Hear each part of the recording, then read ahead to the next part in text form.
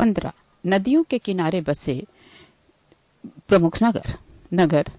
नदियां। नगर आगरा यमुना नदी, बद्रीनाथ अलकनंदा इलाहाबाद गंगा यमुना, दिल्ली यमुना नदी, फिरोजपुर सतलज नदी, हरिद्वार गंगा नदी,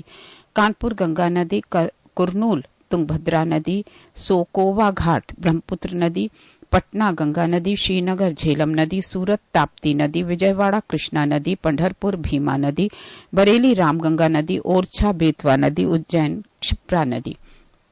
अयोध्या सरयू नदी, कोलकाता हुगली नदी, लखनऊ गोमती नदी, डिब्रूगढ़ ब्रह्मपुत्र नदी, गुवाहाटी ब्रह्मपुत्र नदी, जबलपुर नर्मदा नदी, कोटा चंबल नदी, कटक महानदी, नासिक गोदावरी